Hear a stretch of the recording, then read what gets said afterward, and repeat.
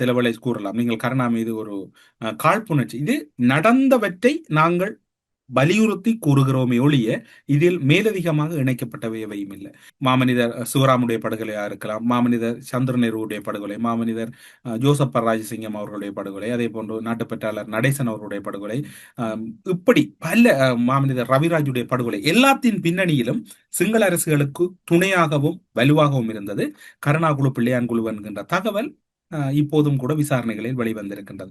அது மட்டுமல்லாது கருணா செய்த துரோகம் என்பது ஒரு அமைப்புக்கானதல்ல, அது ஒரு இனத்துக்கானது. ஏனென்றால் இன்று தமிழினம் ஒரு புறம் அழிக்கப்பட்டது, இன்னும் ஒரு புறம் தமிழினம் உலக பந்திலே நடைமுறை சாத்தியமற்ற ஒரு விடயத்தை சாதிக்க முற்பட்ட போது இரண்டையும் அளித்தார். ஒருவேளை தமிழ் மக்கள் மன்னிக்கலாம், ஆனால் வரலாறு ஒருபோதும் கருணாவை மன்னிக்கவும் மாட்டது, மறக்கவும் மாட்டது. வரலாறு தான் இன்று இருக்கக்கூடிய எமக்கு சிறந்த வழிகாட்டியாக இருக்கின்றது. நாங்கள் இப்போது கேட்டிருந்தீர்கள், கருணா குழு எப்படி இராணுவத்தோடு இயங்கியது, அதற்கு என்ன ஆதாரம் இருக்கிறது என்று கேட்டிருந்தீர்கள்.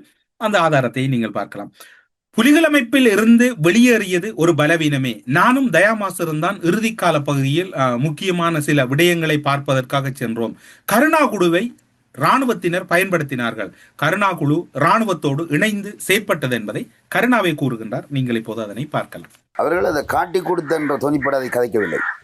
அதாவது விடுதலை புலி இயக்கத்திலிருந்து எனது இராணுவ வல்லமை வெற்றி கொள்ள முக்கியமான காரணம் என்று அவர்கள் கூறுவது என்னவென்றால், விடுதலை புலி இயக்கத்திலிருந்து நாம் வெளியேறியது.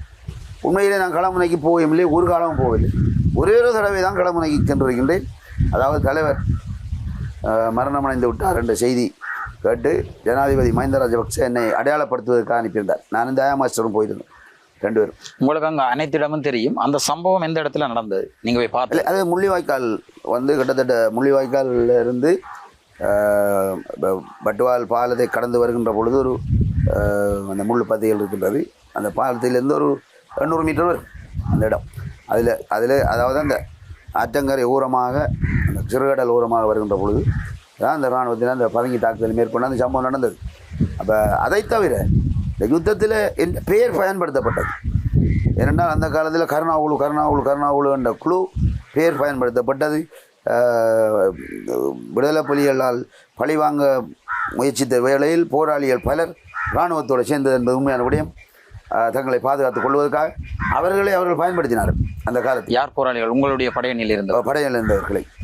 நான் உண்மையிலே நாட்டில் இருக்கவில்லை. இல்லை, நீங்கள் புலிகளோட போரோட விரும்பவில்லை, நீங்கள் பிரிந்து சென்று. ஆனால் உங்களுடைய படையணியில் இருந்தவர்கள் அவர்களுடன் போரிட்டார்கள் இராணுவத்தோட சேர்ந்து. அதை நீங்கள் தடுத்து நிறுத்தவில்லையா? இல்லை, அவர் ஒரு போராளியுமே ஆரம்பத்தில் இணையவில்லை.